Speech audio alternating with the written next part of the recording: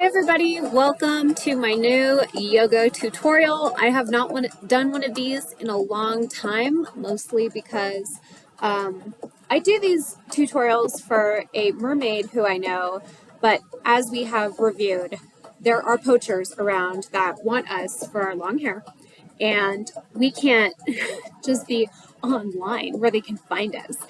But since some of the poachers have actually, they themselves been poached by poachers, so we're back in the money. So let's do a yoga tutorial for little Brie Mermaid, and we are gonna have such a good time. Okay. All right, this laptop is different, so it's gonna look different, but let's start out with our first and most vital part of doing a yoga sesh, which is grabbing some incense or a candle and intention setting. So I've already got a flame over here. I'm just going to light this baby up. And I am intending that Brie and I will practice yoga forever. I'm going to move stuff out of the way. I was not well prepared. Okay. Set this somewhere where it's not going to light anything on fire, perhaps in the tea kettle. Boom. Okay. Let's start seated this time, even though I like to usually start standing. Let's start seated. Bring you down with me a little bit. Okay, this time we're going to open up our poses a little bit. We want to, in yoga, absolutely never wear shoes. Socks are okay, but if you're on tile, don't have socks on. Okay, so we're going to start in Lotus. Do a little back stretch in Lotus. Looking up, looking down.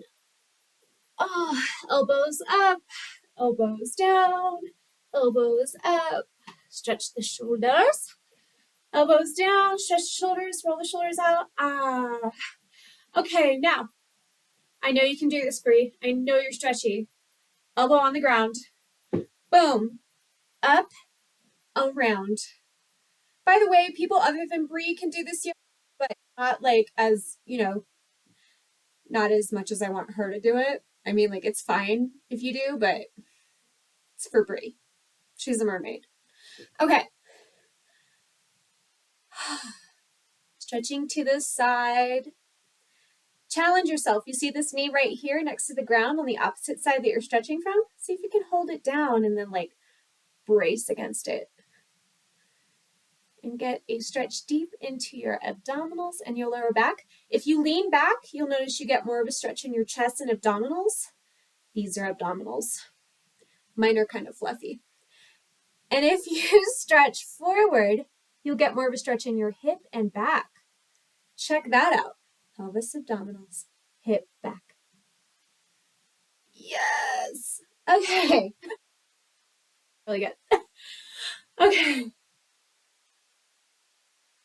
Ballet return. Okay, up and over. Oh, my shirt making me stuck. Elbows on the ground, nice and flat. Up and over. And when you're thinking these arched type of ballet moves, your trajectory, watch my fingers, happens in a big arched circle. But look at my arm. Is that an arched arm? Am I doing that? No, that's silly. I'm doing a long, stretched out, elongated arm that follows an arched pathway with my fingertips.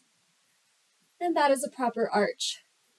Some people do an arch and they go like this. I'm like, what are you doing? What are you doing right there? What are you doing that? Nope. More like that. Oh. Make sure you say, oh. Say it. Very good. Now, if you reach forward, you're going to get that lower back and hip. And if you reach back, you're going to get your abdominals and pelvic-ish, the medical term for it.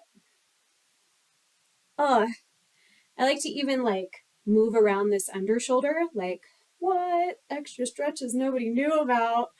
And then hold that knee down on this side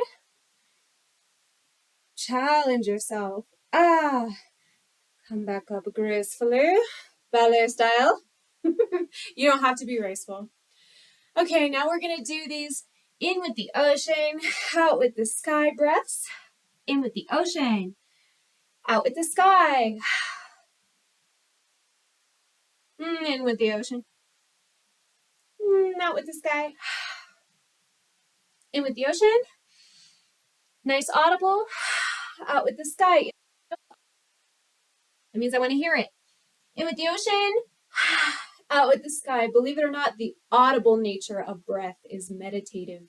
It's good for you. Other way. In with the ocean and out with the sky. Breathe in the ocean like a mermaid would. Breathe out the sky like not a mermaid. In with the ocean and out with the sky.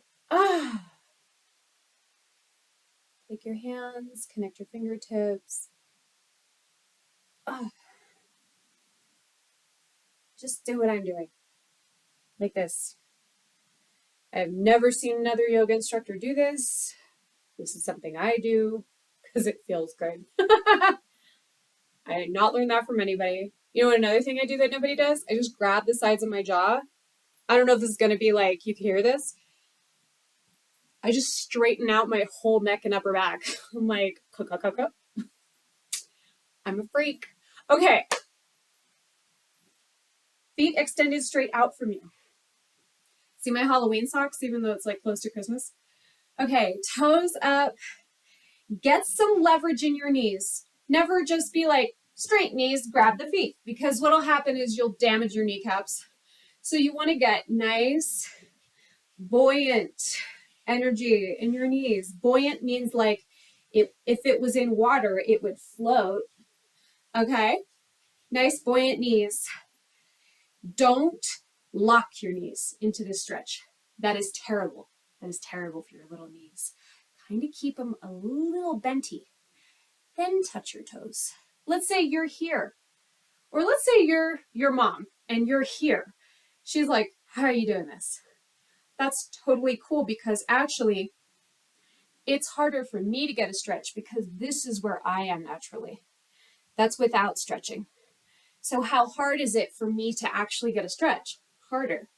If you're less flexible, your stretches are more sustainable. Your body type is more sustainable. So if you're here going, this is as far as I get, just kind of stay in there.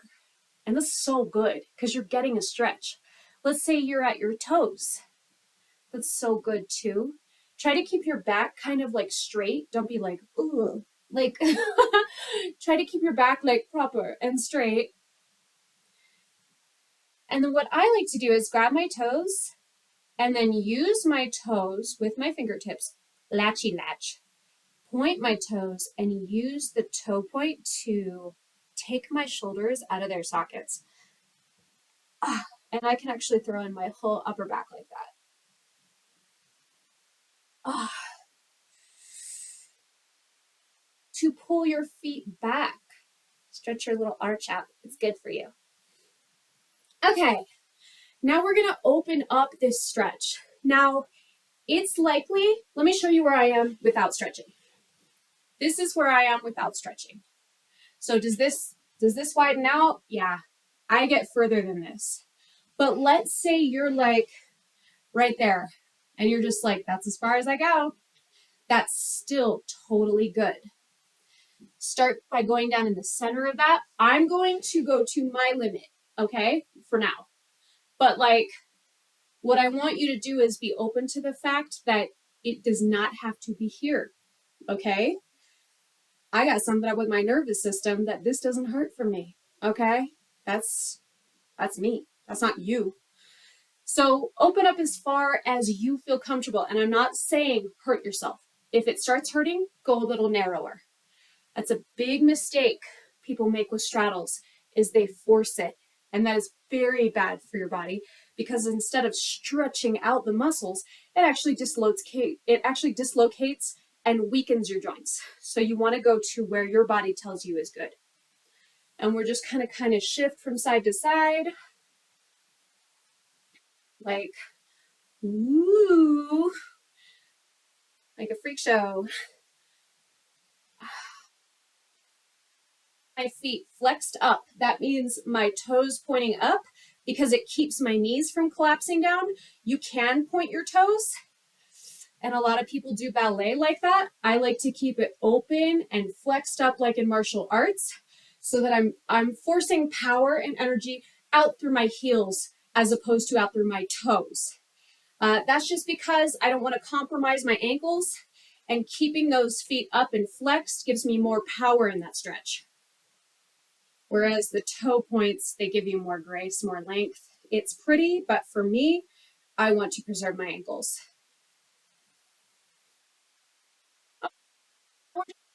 Walk forward.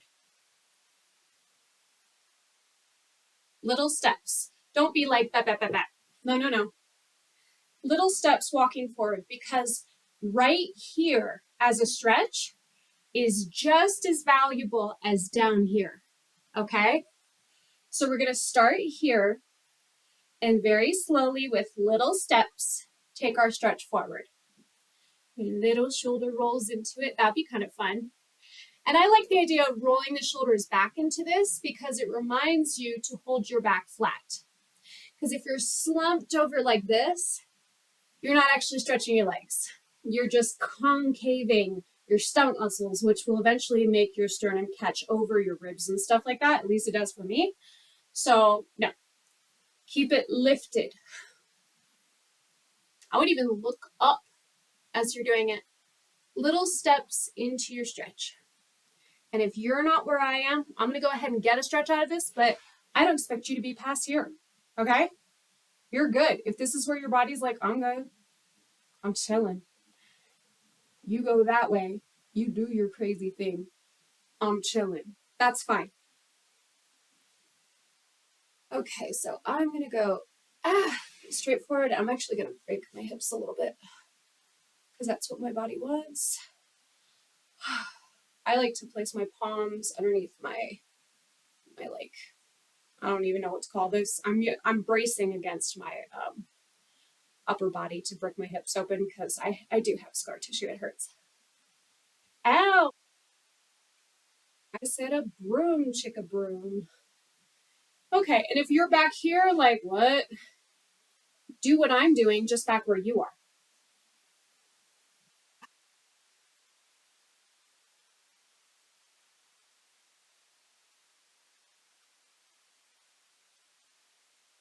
I'm like arching my back into it because I want to eventually be able to go down into a split with an arched back with like my head, the top of my head on the ground.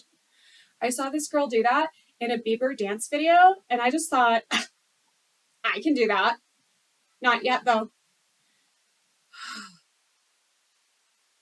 Ability is just literally about building up confidence in your body moving that way. Because if you hesitate, it'll throw you out. I'm going to show you what to never do in this stretch. Never take your knees and press them down. No. If anything, keep your knees up. You can even like put your feet flat on the ground wherever you are and look like Spider-Man a little bit. And kind of use your heels as leverage. Kind of rock into it. They say don't turn your knees down. Yeah, whatever. I like rocking into my joints. I like to have a full range of motion. I don't like to have this. I like to have all of this. I guess because I'm thinking aerial. I'm thinking aerial gymnastics as opposed to stuck yoga or ballet positions. I'm thinking like full range. So even if you want to do this with me,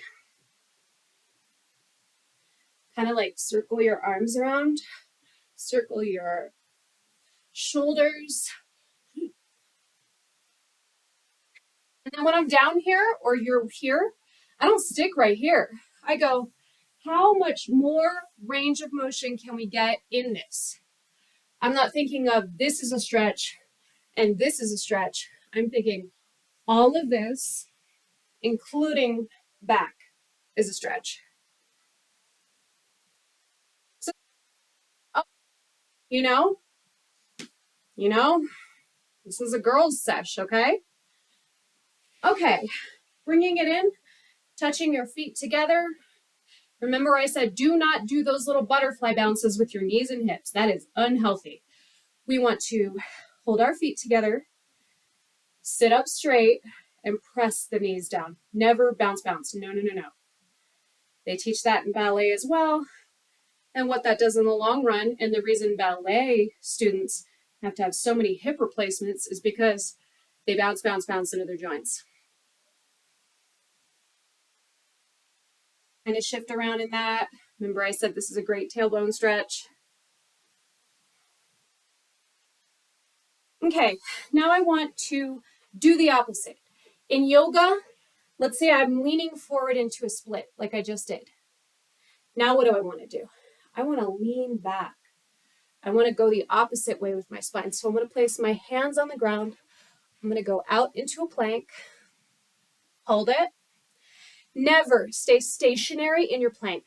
If I stay stationary in a plank, I can't even turn my head the next day. You want to keep these things very fluid. Even if you're holding a position, see if you can get some fluidity and move around in it. Tops of the feet touch the ground. We're going to go up, look up.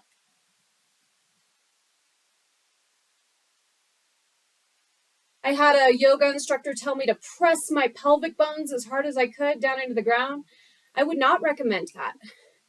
I would just let your back arch as slowly or as gradually as it's meant to. If you feel like you want to press your pelvis down lower, the front of your hips down lower, I'd recommend actually pressing the tops of your feet, lifting up on your hands, and getting a deepened stretch like that. So it's more of a full body. Rather than just jerking your pelvis down into the ground, put tension in the tops of your feet, put tension in your palms, and arch into that, using almost like your butt muscles. Your butt. By the way, people, this is children's yoga. I don't know if you've caught on to that. Grab your feet behind you from the outsides of your feet and do a crazy move. It feels really crazy. But if you just breathe, you'll find that it's somewhat relaxing.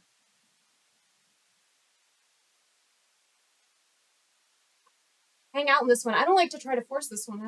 This is like a hangout pose for me. Okay. Now, do we remember how to go back into child's pose? Come up, throw the hips back, all the way down. Let your hands drag like it's a dead body. That just went in. That was crazy. I remember what I said. Put your forehead on the ground. Do it.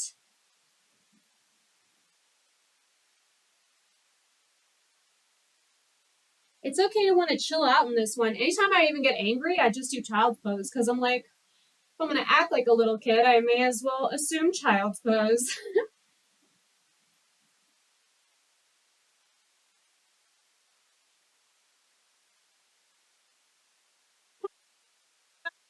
Walk up to your palms.